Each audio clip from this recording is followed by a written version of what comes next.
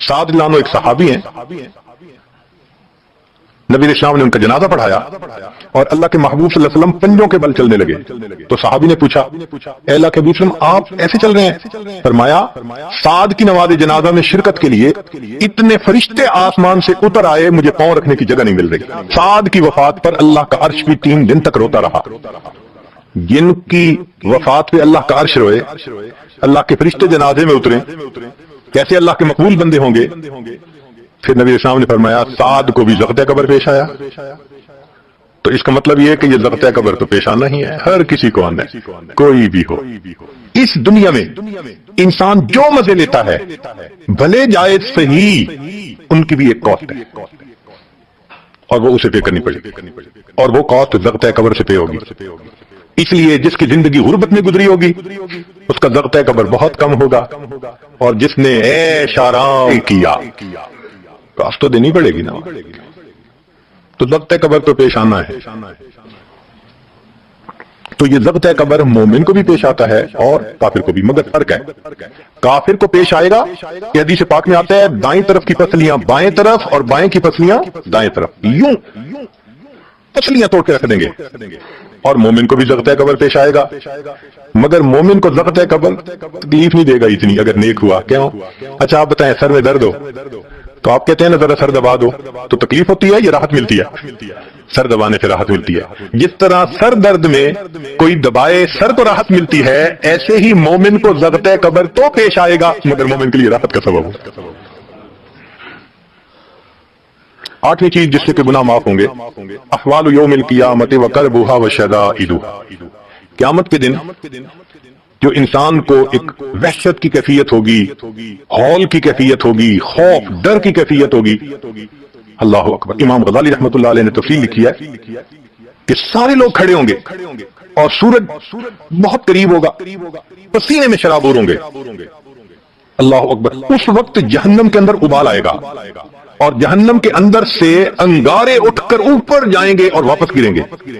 फरमाते हैं उस वक्त अंबिया में से कोई नबी भी ऐसा नहीं होगा जिसको ये डर ना हो कि कहीं अंगारे मेरे ऊपर ना जाए। अगर अंबिया भी थर्रा रहे होंगे, हमारा उस दिन क्या है? तो क़यामत के दिन की दहशत और वहशत कोई छोटी चीज नहीं है, मगर उससे भी अल्लाह ताला ईमान वालों के गुनाहों को माफ फरमा देगा। क़यामत के दिन अल्लाह के प्यारे हबीब सल्लल्लाहु अलैहि वसल्लम जो अपनी उम्मत के लिए शफाअत फरमाएंगे, अल्लाह इस पर भी उम्मतियों के गुनाहों को माफ फरमा देगा। नबी इस्लाम ने इरशाद फरमाया कि अल्लाह रब्बुल इज्जत ने हर नबी अलैहि इस्लाम को एक ऐसी दुआ मांगने का इख्तियार दिया कि जैसी दुआ मांगी जाएगी मिनौन कबूल हो जाएगी। तो अंबिया ने दुआएं मांगी। तो साहबी ने पूछा, अल्लाह के हबीब सल्लम आपको भी इख्तियार दिया गया? फरमाया मुझे भी इख्तियार दिया गया। अल्लाह के हबीब सल्लम आपने क्या दुआ मांगी? फरमाया मैंने कोई दुआ नहीं मांगी, मैंने उसको ज़ख़ीरा रख लिया। क़यामत के दिन जब मेरी गुनहगार उम्मत का हिसाब होगा, उस वक्त मैं वो दुआ मांगूंगा, उम्मत को लेकर जन्नत में जाऊंगा। अल्लाह के महबूब सल्लल्लाहु अलैहि वसल्लम को उम्मत से कितना प्यार। अल्लाह के प्यारे हबीब सल्लल्लाहु अलैहि वसल्लम उम्मत के लिए 23 साल आंसू हुआ, रब्बे उम्मती रब्बे उम्मती रब्बे उम्मती दुआ मांगते थे, लंबे सजदे।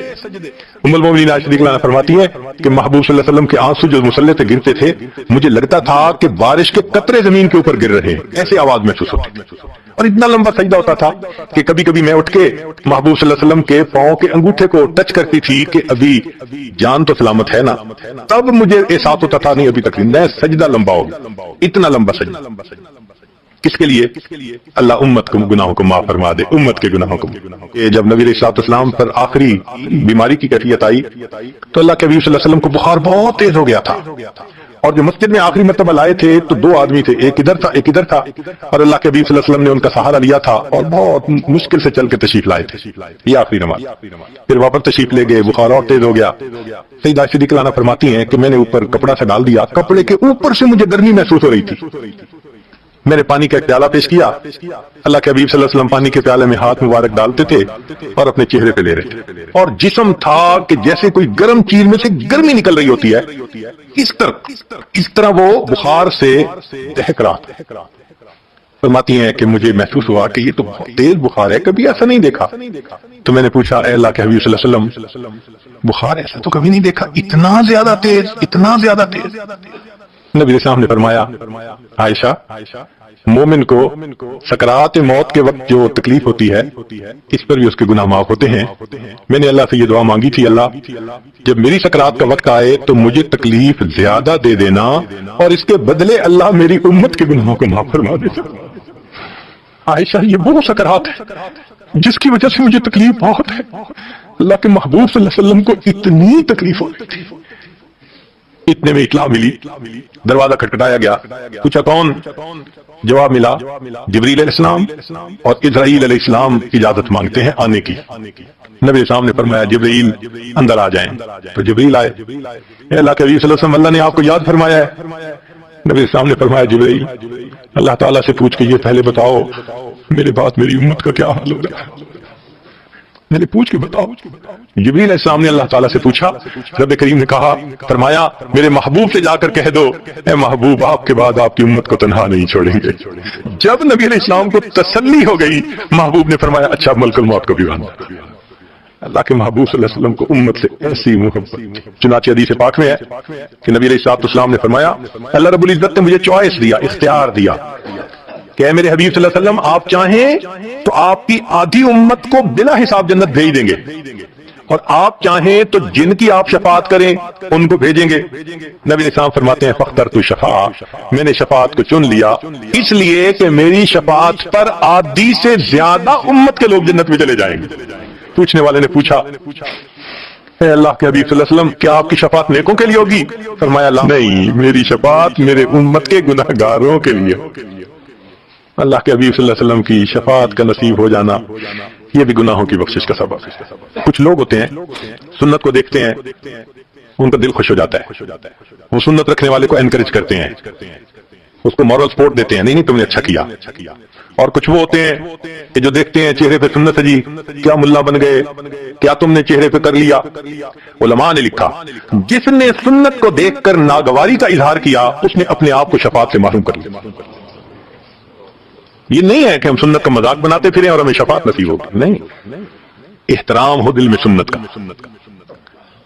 نبی علیہ السلام کی ایک ایک سنت پہ قربان ہو انسان. جب یوں محبت ہوگی تو پھر نبی علیہ السلام کی شفاعت بھی ان کے لیے.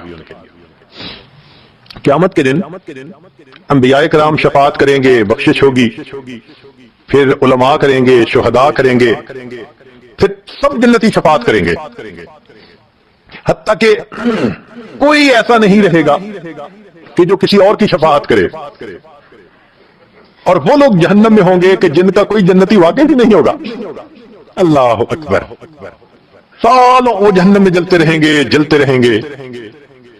پھر ایک وقت آئے گا کہ ان میں سے جن کے دل میں تھوڑا سا بھی ایمان ہوگا نا ان کو بھی اللہ بخشنے کا سبب بنائیں گے. وہ کیسا ہوگا؟ حدیث پاک میں آتا ہے کہ یہ جو ایمان والے ہوں گے نا ان کے اور کافروں اور مشرکین کے درمیان جو دیوار تھی نا آگ کی اس کو ذرا ٹرانسپیرنٹ اللہ بنائیں گے. تو مشرکین دیکھیں گے اور کہیں گے ہم تو جل ہی رہے تھے، تم تو کلمہ پڑھتے تھے، تم بھی یہاں جل رہے ہو. تو وہ جب ان کو کلمے کا تانا دیں گے کہ تمہارا نام تو مسلمانوں والا تھا نا، تو اس وقت وہ جہنمی اللہ سے فریاد کریں گے اللہ تیری توحید کا تانا دیتے ہیں، کہاں گیا تمہارا خدا، تم بھی ہمارے ساتھ جل رہے ہو. جب وہ فریاد کریں گے اللہ تعالیٰ جبریل علیہ السلام کو فرمائیں گے جبریل جاؤ، جس کے دل میں ذرہ برابر بھی تمہیں ایمان نظر آتا ہے اس کو بھی جہنم سے نکال.